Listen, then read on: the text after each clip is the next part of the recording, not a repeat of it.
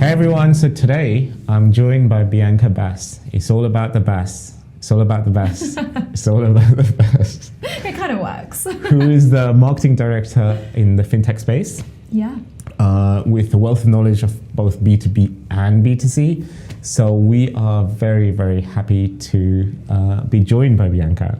Yes, and I'm very happy to be here. Thank you so much for having me. She was late. I was. Ladies and gents. And I was only 15 minutes away. No excuses. No excuses. She owned it. So, Bianca, we actually met through some mutual contacts of ours where you used to work before, and this is the first time we've actually met in person. I know. And it's been, the thing is, I've been following your LinkedIn posts, and you know, I've been kind of inspired to see what the things you've been doing, including going from the role of marketing into going to the board at the tender age of 29. Yeah. You know, and that's something we really want to kind of discuss in more detail. But firstly, we want to go straight in, right? Yeah. In terms of, you know, like you are quite, you've got a very strong personal brand in terms of, you know, you put out what you think, and also what I really like about your content is you kind of put into words what most people are thinking or maybe too shy to say. Or maybe they are kind of wondering what to do, but then they kind of don't really kind of talk about it in more detail.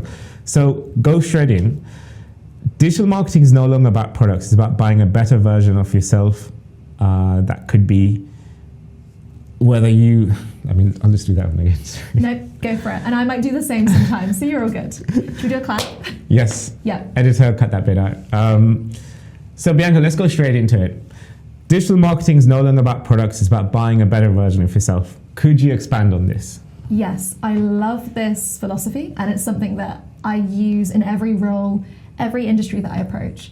So we're all about product in marketing. That's very much what we're taught early on. You've got to push your product, you've got to be very clear on your value proposition. And where I come to this is from a different perspective. I think that it's so much less about us as a brand, us and our product. It's about who we're trying to reach. And fundamentally, we are in such a saturated market and a saturated time. Performance marketing is becoming more expensive. Brands are at the mercy of algorithms. And fundamentally for me, I look at this and I think, hold on, the brands that really are going to stand out and those that are going to win true customer loyalty, it's about placing themselves in that customer's life properly. It's about aligning with their aspirations. It's about understanding what their goals are and being a part of the kind of person they want to be and the way they want to feel in the world. So an example could be if you look at Airbnb, who we hold up in marketing all the time. Airbnb has a multitude of budget properties, but the experience, the brand has always been premium. From the very beginning, it's always been design-led. So even if you are going for something that is super, super cheap, you still feel that, oh, there's a community that I'm a part of. The visuals are really strong. The communication is consistent, and I love that. When I worked at 3S Money, which was the company where I was appointed to the board, that whole experience reinforced this for me. So I joined, and at the time it was very much a B2B fintech, reaching non-resident directors who needed access to local business accounts. So say you're from the Netherlands and you want to set up an office in the UK, it's very difficult without a British passport to get access to local banking infrastructure. And one of the things that myself and my team did very successfully was we didn't treat that as you're a non-resident, we can help you, you've not had options in the past. We thought, how do we create a premium experience so people feel like we understand their values and their mission, we understand what their priorities are, and it isn't a subprime opportunity or something that is an option for the unbanked, quote unquote. It's about creating this amazing customer experience. So I always go back to what is the best version of themselves a customer wants to feel. How do we align with that? How do we be a part of that story? How does our offering help them tell the story of, yes, we're working with brands that really care about us first and foremost. And then our product can, of course, get into that, but it has to be in that order. It has to be an understanding, that intrinsic motivation that our customers have, and then working towards it from there. Wow, what a good answer. And that was the follow-up I was going to ask.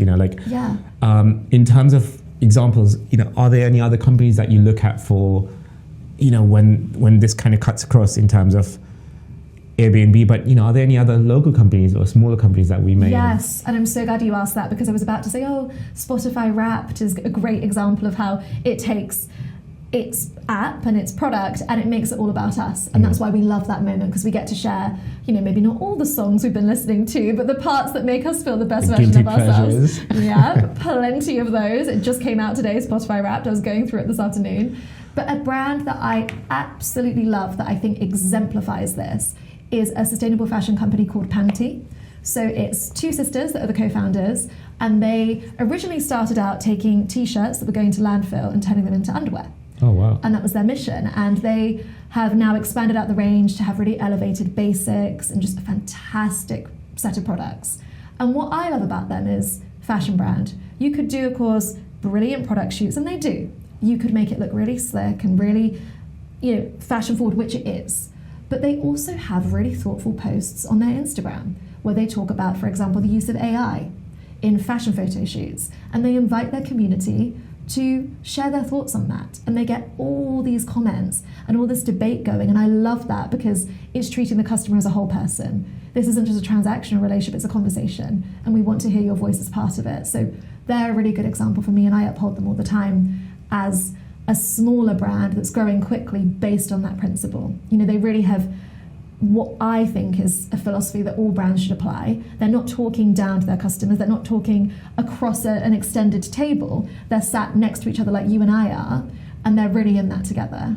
So, this is going off topic, but yeah, love a tangent. If I were to say to you, a friend of mine has started a business, yes, and he has very limited budget, maybe, or he or she, I should say,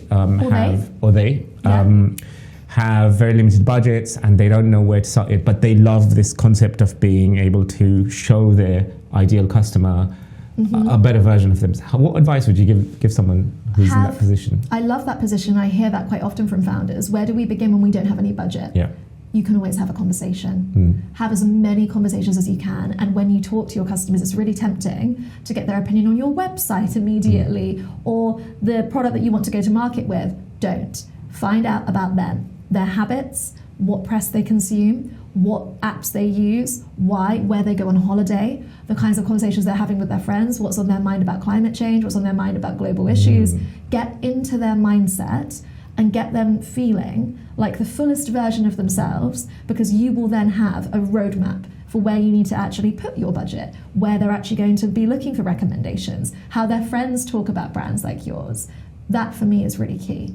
So I would say having a conversation costs nothing. People are surprisingly happy and open to helping early stage startups they believe in. And when you have those early adopters and they see themselves in your story, you build that OG community from the beginning. And then you could go back to that group and say, we really valued what you shared. And it starts to build up over time. And something that I love for early stage companies is that introductions and recommendations don't cost a thing either. Yeah. So if you're a B2B business, for example, and I don't think this is done enough, the network effect of your customers, why are there not more B2B companies who are creating referral schemes within their customer bases? Yeah. Why are there not more B2B companies who are looking at their customer base as a directory? There's so much there. Say I'm a B2B fintech. I'll take my industry, but you can apply it to different sectors, right? I'm a B2B fintech. I have customers that are tax advisors. I also have customers that are legal firms. I also have customers that are e-commerce companies. Why are we not connecting across as well as just for us? Wow. There's so much in that. Actually, we might actually use that idea. No, this is a real thing. Take it. Let's stop this podcast so we can implement this. Mic drop and goodbye.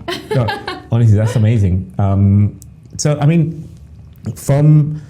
going from that, in terms of you have recently started a new role. Yeah. But there are so many other marketing managers or people in the marketing world who have to often go from one role to another. What advice would you give to marketers who are starting a new job on day one? They may not have. Actually, this is a real thing that comes in a lot. Yeah. We sat down with one of our clients the other day, and can't say the name or the industry or don't want to give anything away. Yeah. I'll tell you after. Okay. But what they say, and this may be an issue that a lot of marketers encounter, and maybe you have in your past, where they've gone into a company and they've said the CEO just doesn't get marketing. What advice would you give to that people who are in that position? apart from don't go to a company where the CEO doesn't believe in marketing, you know? Look, let's be real here. There are very few CEOs that do understand marketing. And I have had that problem time and time again. You have to talk the CEO's language as a marketer. You have to be, from day one, caring about revenue objectives. If you come in and you start to talk about content or email campaigns or brand, all things which everybody here and everybody listening knows are deeply important. But if you come in and talk that language, you immediately get the kind of resistance. I'm not sure if I want this as a cost center. I don't know if they really care about my objectives. So actually it goes back to the age-old approach of show that you care about what's on his mind or her mind or their mind as a CEO. Show that you understand the language that they're using. Show that you care about churn rates, that you care about dormant customers, that you're thinking about your first campaigns in alignment with those objectives. My favorite question that I say to everybody of every level, best question you can ask any senior person, what is your biggest problem right now and how can I help you solve it? Ooh, that's a good one. That's a really good one. Actually, use it all the time. Yeah. Use it in an interview, use it on your first CEO meeting. Don't make it about, I've seen the website, I think this could be fixed. I get it. I think those things, I feel those things, I align with those things, but don't start there. Start by talking about the commercial measures and read the room. If the CEO lights up, say she or he or they are talking about, last month's revenue was down, and they're really, you can see in their energy, they're getting animated by that. Get them talking about that more. Get them leaving that room thinking, God, marketing actually really do care about where we are as a business. Once you have that shared mutual interest, they're going to be more receptive to your initiatives, but it has to start there. You have to start with the business objectives, that language. I've said to every marketer that I've ever worked with and any marketer in my team, no matter what level, you have to leave each job with your direct contribution in a quantifiable way. Wow. You can't just say, led email campaigns. You can't just say, I ran PR, managed agencies. That is not tangible. You have to be able to say, my open rates increased from X to Y. My revenue contribution from social media was this. We, as a website, we increased traffic to this. You have to quantify it. Otherwise, your career progress also won't be as good. Forget just in the role, beyond the role, you'll be stunted. Well, this is the reason this woman is super ambitious and she's going places. You heard it here. I completely agree. And I think a lot of the times, when I first started my company, Interesting Content, it'd be like, what would you like? Whereas now, I'm going into meetings and I'm literally the first question we ask is, what's keeping you awake at night? Love that. And it kind of really gives you a really shortcut way to just say, okay, what's bothering you? What can we fix straight away? And also, from a marketing, we come in as a supplier, if you're able to kind of directly address what's the biggest issue in the company at the moment, you're guaranteeing yourself more work and actually fixing things from day one. So definitely. And it is about helping all founders and leaders see that marketing is a tool for them. It's a tool commercially that they can really use, but it has to start with us knowing exactly where we need to take it. So I love that question too. I'm going to lock that one away. Ooh, this is the ultimate honor. So Bianca actually took something away from this. So. No, you're too kind. That's a great question. I love that. I've written this question down because this is quite important. I just want to read this off the notes here. Yeah.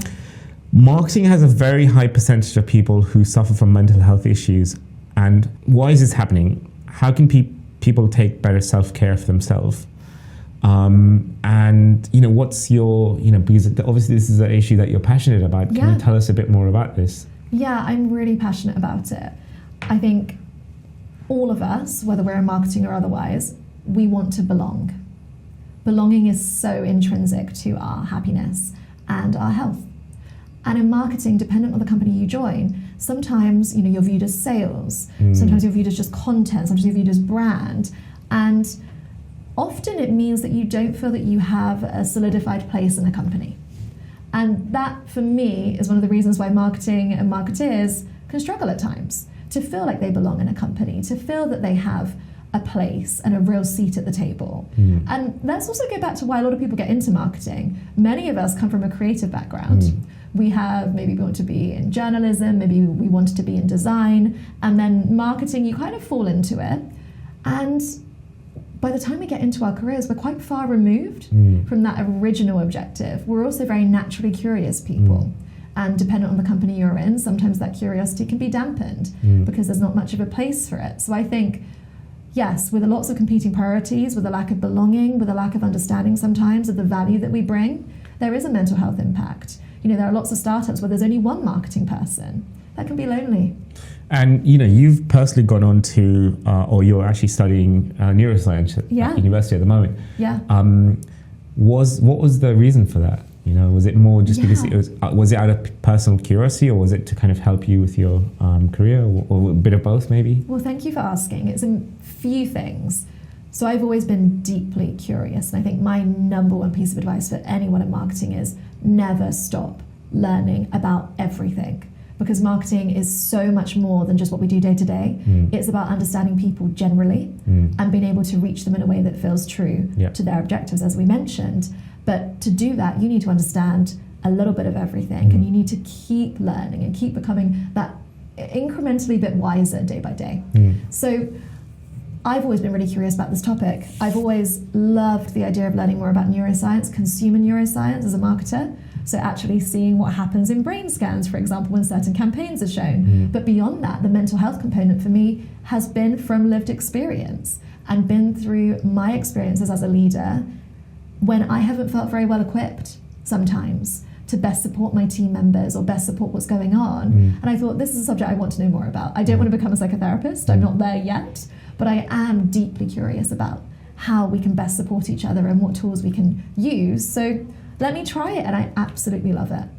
I mean, I think this whole podcast episode could be dedicated to that topic alone. And it's like, once you get into it, you can really kind of get deeper into it. You can, and I think for me, I started managing a team at 23. I was really young, and I did the best I could, but within that experience, there were some quite defining mental health challenges that a few of my team members had. And again, from that experience, it was so formative for me, and I thought a big part of leadership, and I think increasingly so, is going to be understanding the mental health of your team.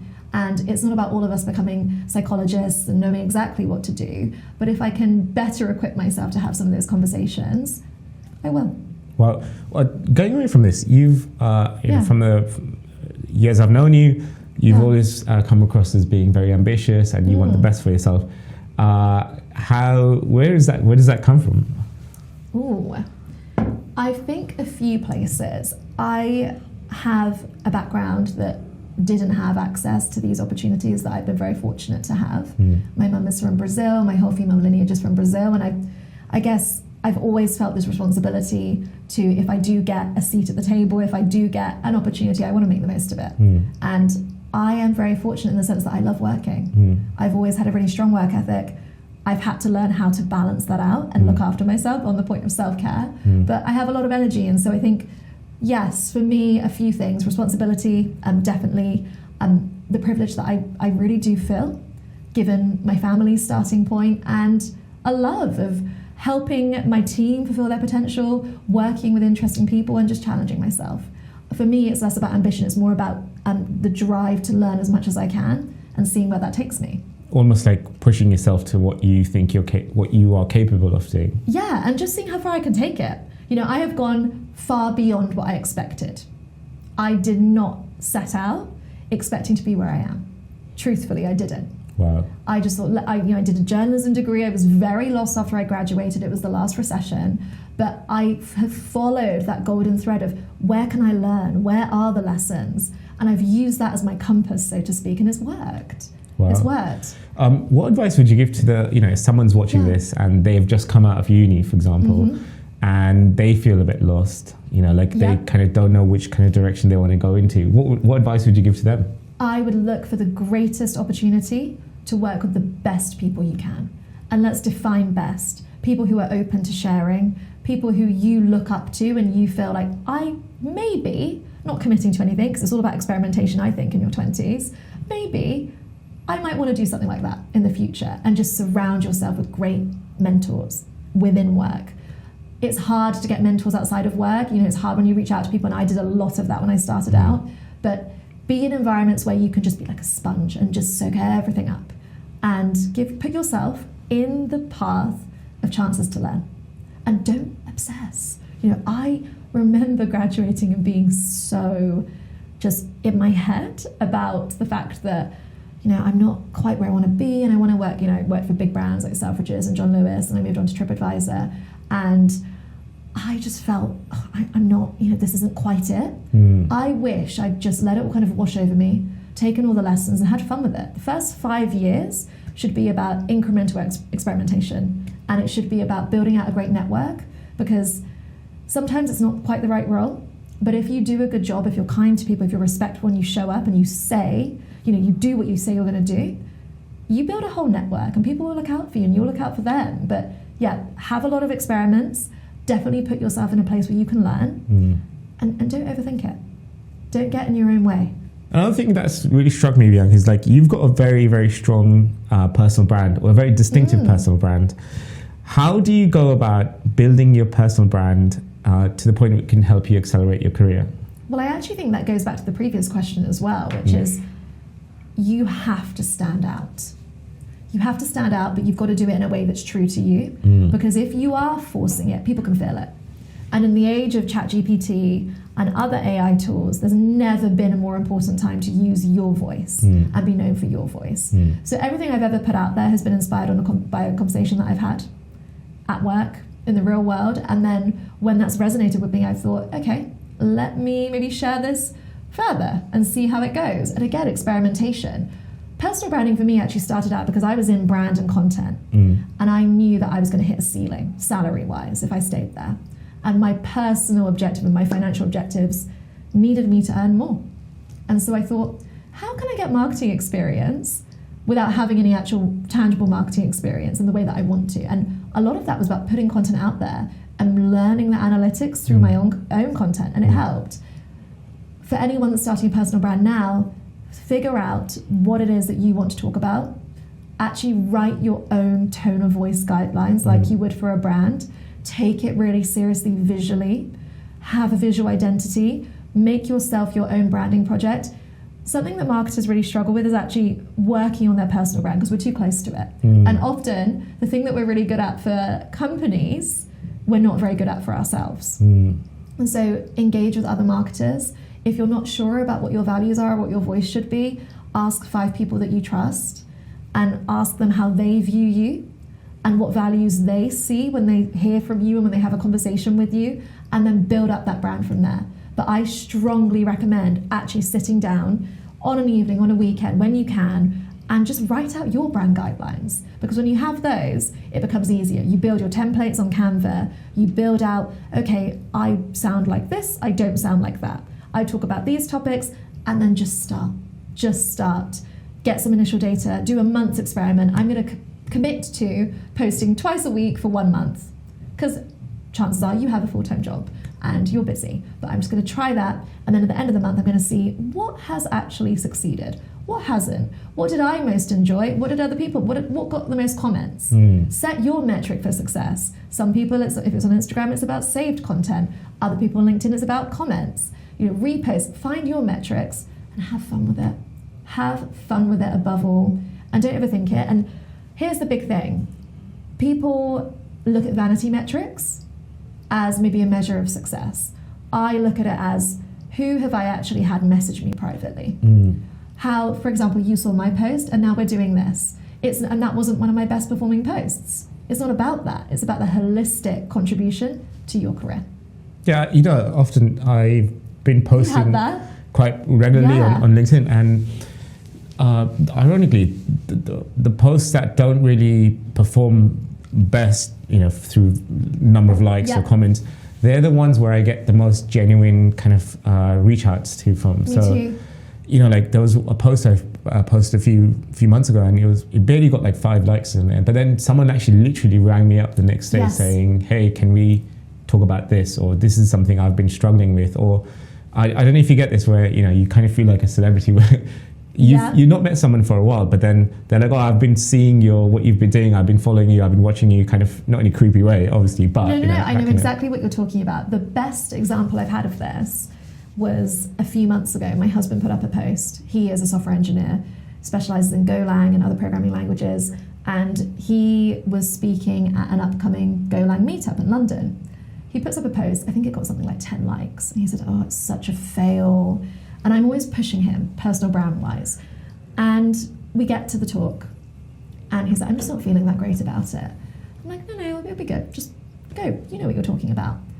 At the end, a guy came up to him who had traveled from Paris to London, having seen his content. Oh, wow. Just to listen. Just for that talk. Just for that talk and for that night. I said, that post got 10 likes. Look at that. And that was him saying, I don't get any website hits. I'm not getting any traction with it. I'm just going to give up. And then there was that person. It's all about quality, not quantity. And you never know who's looking. Wow. At the very least, you get a great CV point if you don't have too much experience that says, look, I've been consistent with my personal brand. And again, it's really about experimentation with it, but you never know who's watching. Wow. And there's so many stories like this that I can share myself, but I know you're short for time, so... No, I'd love to hear if anything comes to mind. Please do share. I mean, I think the first thing that comes in is like people who kind of really resonate. There was a person we worked with about a year ago, and I had posted up something quite personal to me because my team were from Ukraine at that time, and I had just shared something about if anyone can help, please donate here or whatever it was. I can't even remember what it was, but the person who actually messaged me said, look, I'm actually working on this thing right now, and your post resonated with me to the point where we ended up having a coffee, and then that turned into a project for us. And that wasn't the reason I had posted it. It was actually just something I genuinely wanted to share in the world. So it's funny how these kind of things kind of work out. I think the personal branding tip is something we should definitely get you back on in the future, and then really kind of get into more detail, because a lot of marketers that we speak to are amazing marketers, but they sometimes they just switch their mind off in terms of when it comes to marketing themselves. I get why. I think when you're on those platforms all day, every day for work, you kind of want to switch off.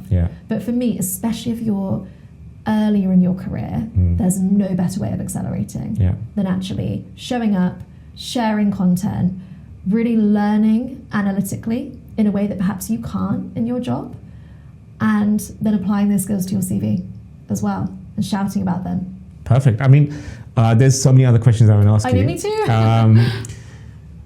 3 must-read books. And this is the part where we kind of get to know you a bit more.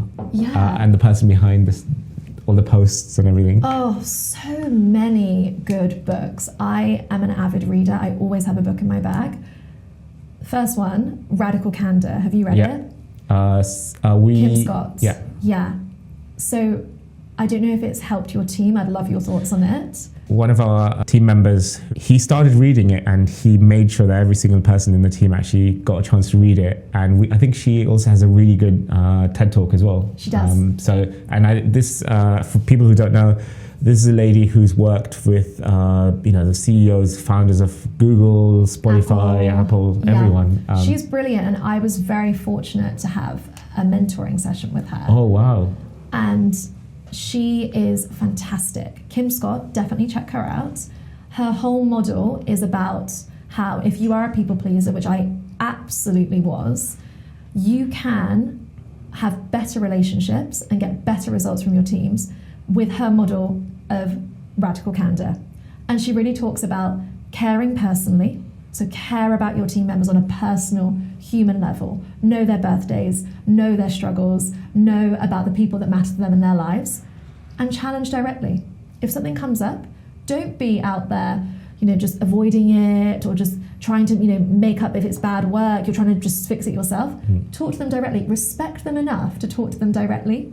And she also talks about ruinous empathy, which I had in abundance, where I almost was so overthinking it and so caring almost too much that it was suffocating my team members. So that model has been huge for me. I think it's also, there's one bit in the book where it could be a case study. I can't remember exactly what it was, but it was where she says it was getting to the point where she empathized with the person so much to the point where it was detrimental to her. Yes. And it was neither doing the team member any favors or her, and kind of everything fell apart. So I mean, I think there was a meme that was distilled from this book, and it was literally because I'm a simple person, and memes are the way I understand the world. Memes are the way forward. It basically said, hard conversations, easy life, easy conversations, hard life. And it inspired me to the point where I actually took a screenshot and I actually saved it on the phone. So I like that a lot. And when I got to a point in my career where unfortunately at times I'd have to let people go, I really leaned on this book and needed to just go back to that model again and again because it would get to me. I struggled a lot, especially as a young leader. Good. Yeah. Other two books. Okay, other two books. Leaders Eat Last by Simon Sinek. I just love that as a principle and as a concept. I think that there's so much that can be taken from his work generally. I'm not going to say start with why because that's such a cliche, but I do love that work and it had a big impact on me. And for the third, I'm not going to say any one specific book. I'm going to say I am very intentional about reading very broadly. So I love business books. I've mentioned two of them, but I'm also always looking at, okay, you've kind of over-indexed on business books. You need to read something about art now. You need to read some fiction. You need to read something historical. For me, reading really broadly has made me a better rounded person, but it also expands my curiosity and it just improves the conversations that you have in the world. So I'm always taking recommendations from wherever I can, and that's definitely helped me a lot. Wow, so very good. So you kind of have a good palette of kind of fiction, non-fiction to kind of balance everything out. Well, I'm a real non-fiction person, so I have to force myself to read fiction, but I do, and I try and make every fourth book I read a fiction book, just so I'm not limiting myself. Before we go, what is the book that you have in your handbag? Oh my God, should we go get it? Yes, let's have a look. We are going through Bianca's. Oh my God, go for it. It is a book that one of my closest friends gave me. 50 Shades of Grey, I knew it. No, here it is. So it's about visual politics by Bell Hooks, feminist writer, absolutely incredible. I think she's also a journalist who's a writer. She's done a lot of very important work for the Black community, feminist movement. It is a mixture of, you've got visuals in there. So I love going to exhibitions and just really embracing this world as well. And it's also an interview. So you've got a conversation with her. Yeah, Bell Hooks is amazing. Well, this is completely unscripted, by the way, guys, and it turned out to be such an interesting book. Yes, because I've been a little bit in my business book phase. I'm like, no, I was reading some Jim Collins and going back to Built to Last and Good to Great, and I'm like, no, I need this. So Art on My Mind, Visual Politics, Bell Hooks. Recommended. 3 must listen to podcasts. I don't know if you listen to podcasts. I listen to so many podcasts. What are the first 3 that comes to? Because my gosh. Doesn't have to be business, doesn't have to be marketing related, could be. I know, it's always got to be a mixture for me. I love the FT weekend. Yeah. So I love that as a summary because it's a mixture of what's been going on that week, but also cultural recommendations. So going back to that balancing act, that's a ritual of mine. Obviously how to build it and how I built it and that whole world I just adore. I really like a podcast called On Being, which is just very intellectual, spiritual conversations with different writers, thinkers, and people, academics, who are talking about the human experience, but in a very thoughtful and quite poetic way. And I like that because I think any chance to expand my vocabulary, I will take, and podcasts are really good for that. So if ever you're in a mindset where you just want to listen to something a little bit more thoughtful, I could recommend you so many business podcasts, but I think that in particular has been... Those 3 are the first ones to go to. Cool. Yeah, really beautiful. What are 3 SaaS tools that you cannot live without? Oh, so many SaaS tools. So I am all about good branding in SaaS generally. I think that Stripe is absolutely incredible as a brand. I really look to them, particularly working in the fintech space. I wouldn't call it a SaaS tool, but I am very dependent on AI tools now. Yeah. For everything. Yeah. I really view them, and this is a bit of a tangent, but I promise it'll be worth it.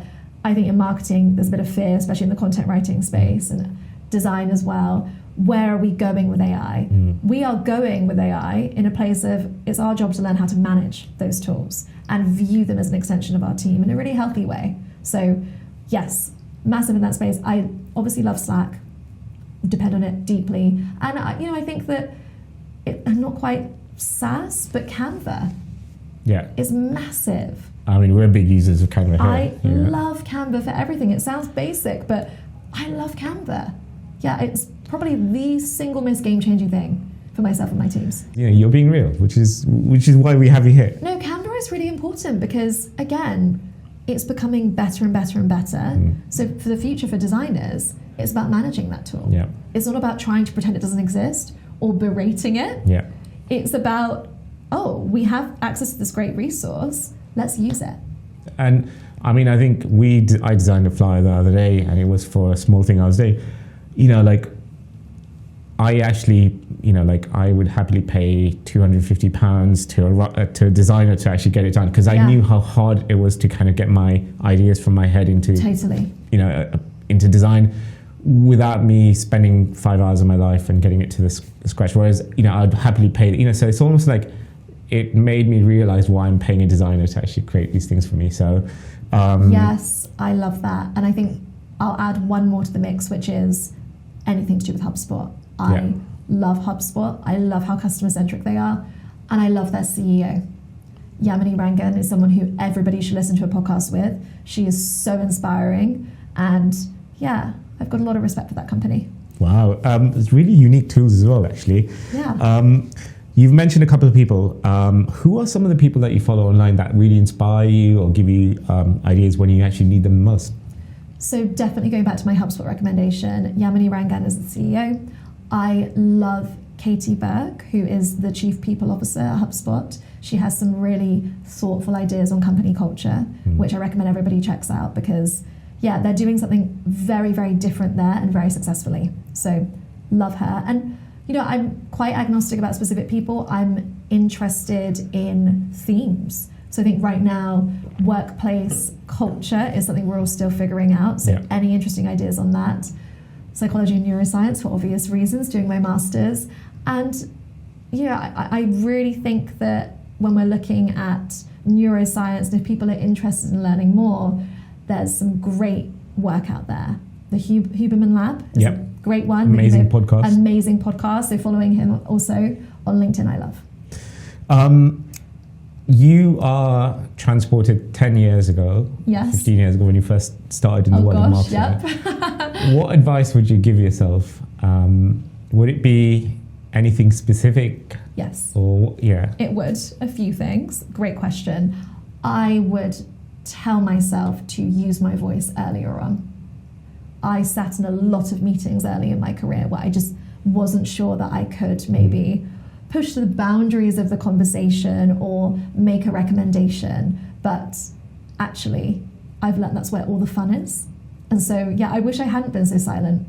I'm naturally quite a shy person, which is something I've had to work on over the years. But I think, using my voice more, even if you're in a meeting and you're not feeling 100% confident, just challenge yourself to say one thing early on. I'd also say that the greatest key to your success is going to be in that holistic business understanding. And I think the last thing would be have more fun with it. Enjoy the process more. I was always so worried about, where am I going? And is this right? Does this feel right? Have more fun with it. The great thing about marketing is that, yes, we're incredibly data-driven. Yes, we've got a lot of pressures. Yes, you're so right to mention there are mental health challenges. But also we get to bring something completely unique to a business, which is this blend of community, creativity, brand building, and where commercial also meets. So enjoy and network a lot. I didn't do enough of that early on. Could you tell us, in terms of networking and getting, what, because, a lot of people in marketing, they're kind of creative folks, but they tend to be very insulated or insular. Very insular, yeah. And, because whereas, if you go to the salesperson, they're kind of, their whole job is talking to people. What advice would you give to someone? Just have more conversations with people in positions like yours. I think a great thing to get involved with is any kind of marketing roundtable. There are lots of different companies holding these, and put yourself out there. And if you admire someone's work, tell them. Write them a message. Say, I'm loving what you're doing at this business. you're not in competition if you're in the same sector working for different companies. It's all about how you view it, right? Yeah. So reach out to them. Don't be afraid to make that connection. Don't be afraid also to email someone and not get a reply. It's like a muscle. Every time you do it, it builds. And I think the more community you build around your career, the more content you're going to be and the smarter you're going to be, because you'll have all these different insights. So, yeah. Wow, there's so many things to talk about. One thing I want to say before final words, I guess, is a lot of marketing managers that we speak to, they're quite, this goes back to mental health issues, as well as, the kind of position a lot of marketing people kind of end up in, where they're like, I want to be valued for my work, or I want to be seen as being I'm bringing something to the table. What advice would you give to someone who should, value their, not just career, but themselves as a person, so they feel like they can actually contribute something to meetings, or to the actually, when you're actually doing a day-to-day job, for example? So let's talk day-to-day first, and then I'll talk more broadly. Day-to-day, if you feel overwhelmed, prepare for your meetings. If you feel that there's going to be a lot of people around the table and there's not going to be many chances for you to speak, prepare some great questions that cut through the noise in advance.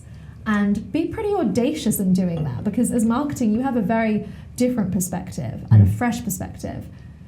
Day-to-day also, listen to customer calls. Listen to them as much as you can. Not to monitor sales unless you're asked to, but listen so you hear the customer's voice. You have an insight into their psyche and where they're at with the product. And I think really get to know, going back to what we said earlier, the founder's priorities. Get to know the founder's priorities and be the voice in the room for the customer. That's day to day. Career-wise and recognition-wise. Controversial, know when to quit. Don't stay in a role too much out of loyalty, because ultimately the only person that's really going to look out for yourself is you. So you have to know if you're not learning, if you're being undervalued, if paid conversations aren't happening even once you have achieved things, know when to go. I think successful people know when something isn't working, and they move on quickly from that. Fail forward. Know that even if you join a company and it's not quite right, it's okay to move on. You take the lessons or you win. So you win either way, really. I think it's true. There's no failure. Either you succeed or you learn a lot. That's a win-win to me. Wow, that's amazing. I mean, I think that's advice that could, kind of cut through a lot of facets in everyone's life. In life generally, absolutely. What final words would you have to leave to our wonderful and most beautiful audience? Marketer to marketer, I know that it is a strange and interesting time for us. We've got a lot of competing priorities. Sometimes our value is questioned. Sometimes we're in companies that perhaps aren't ready for marketing or don't quite know what to do with it. And my advice would be get really close to the customer. Never forget the value that you bring to a business. Have fun experimenting. Find that really fantastic intersection between data and brand, because I think we're running into an era where there are two types of marketer. You're either a brand and creative marketer, or you're a data-driven marketer, and that can't be the case. If you want to get to C-level, you have to have both. You have to, of course, you're always going to have one that you're more of a specialist in, but you have to have both. Understand business objectives and have fun with your role. If it's not working, if there's too much resistance, know when to leave, and keep doing what you're doing in a way that's true to who you are. Wow. On that note, Bianca, thank you so much for your time. How can people get in touch with you if they wanted to? Absolutely. I'd love to hear from anyone. LinkedIn, Instagram, always happy to have a coffee, have a conversation. It's, like I said earlier, it's really important that we build community. Perfect. So thank you. Thank you.